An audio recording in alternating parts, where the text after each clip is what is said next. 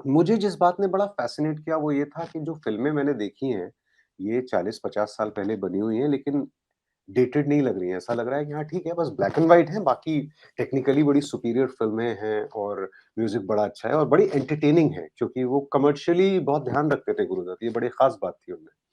तो फिर मैंने और पढ़ा तो मुझे दिखा कि यार जिस वक़्त ये फ़िल्में बना रहे थे ये शख़्स गुरुदत्त, उस वक़्त पैरेलली उनकी वो बार-बार अपनी जान लेने की कोशिश कर रहे थे और वो इतने परेशान थे, है ना? खुदकुशी की कोशिश कर रहे थे, पहली कोशिश, दूसरी कोशिश, तीसरी कोशिश। मैंने कहा यार ये चल क्या रहा था? मतलब एक आदमी जो एक आर्टिस्ट के तौर पे मतलब फ़िल्म मेकिंग एक तरह से ना बड़ा फुल टाइम की आपकी ज़िंदगी लेने वाला काम होता है अपने आप में। आपको फिर पर्सनल लाइफ़ नहीं बचती, कुछ नहीं बचता और उसमें ये आदमी उससे भी जूझ रहा है ना? गोलियाँ भी खा रहा है, है ना? अपना और अलग-अलग तरह से मरने की कोशिश भी कर रहा है और ये फ़िल्में भी बना रहा है। मतलब क्या माइंडसेट था, क्या जीनियस आदमी था और चल क्या रहा था। तो ये मुझे जो था कि एक कंप्लीट एक लाइफ स्टोरी आ जाए जिसमें ये एक एक इतने बड़े कलाकार की ज़िंदगी में, ज़हन में क्या चल रहा था, जब वो ये महान फ़िल्में बना रहा था, ये फ़ोकस करके उनके सिनेमा पे भी बात की जाए और उनकी ज़िंदगी पे भी बात की जाए, जो कि 39 साल की उम्र में ख़त्म हो गया। जॉनी वॉकर कहते हैं कि स्टूडियो और घर में जितनी दूरी रखोगे, उतने सुखी रहोगे, वरना घर घर की बातें स्टूडियो में होंगी और स्टूडियो की बातें घर में होंगी। अब एक लाइन की बात है, लेकिन कितनी गहरी बात है आप सोच के देखिए।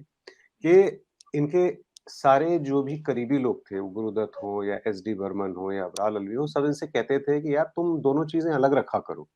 हुँ, इनका क्या था कि अच्छा प्यासा भी सेमी ऑटोबायोग्राफिकल है, कागज़ के फूल तो इन्होंने अपनी कहानी बना दी थी।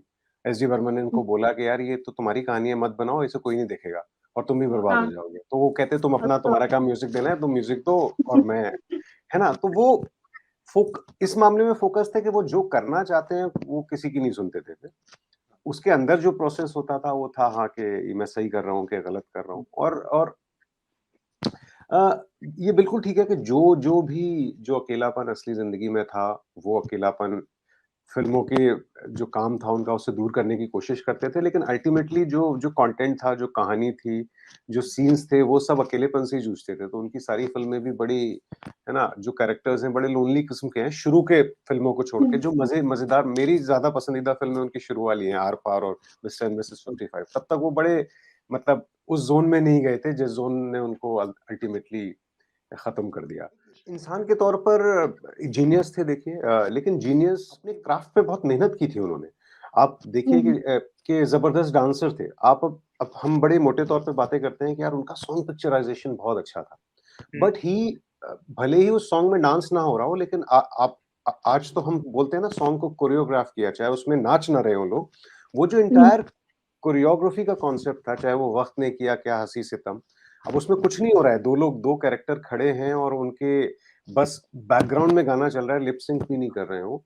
तो वो एक एक तरह की कोरियोग्राफी थी, वो जो जो लय थी, वो उनके अंदर थी क्योंकि वो कहाँ इतनी दूर सीखने गए थे। डांस सीखने गए थे उदय शंकर के अल्मोड़ा वाले स्कूल में और अपने बचपन के कई साल वहाँ दिए और वो सीख के आए, उसके बाद एक लंबा स्ट्रगल था जब वो फ़िल्में बनाने की कोशिश करते रहे, कहानियाँ लिखते रहे। वो मैगज़ीन्स को भी कहानियाँ भेजते थे, वो रिजेक्ट हो जाती थी। तो एक एक वो पूरे हुँ, प्रोसेस से गुज़रे। तो ऐसा नहीं था कि बस वो कहीं से आ गए थे और फ़िल्में बना दी एकदम से। It it was a long process. तो अपने क्राफ्ट को होन किया उन्होंने और फिर जब आए तो ऐसा भी नहीं था कि वो मीडिया में भी छा जाना चाहते थे, इस तरह की कोई चीज़ नहीं मिला। आप सोचेंगे कि जिस आदमी ने इतनी बड़ी-बड़ी फ़िल्में बनाई हैं, उसका एक भी इंटरव्यू नहीं है मैगज़ीन्स में।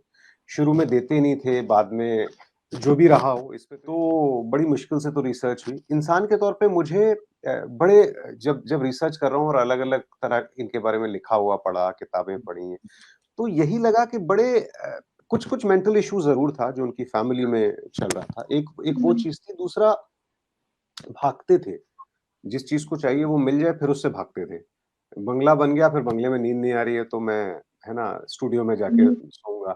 फ़िल्म बनानी थी पूरी ज़िंदगी जब अब मेरे पास अपना स्टूडियो है, मैं इतना बड़ा डायरेक्टर प्रोड्यूसर हूँ, तो अब मैं अपने फार्म हाउस जाके खेती करूँगा।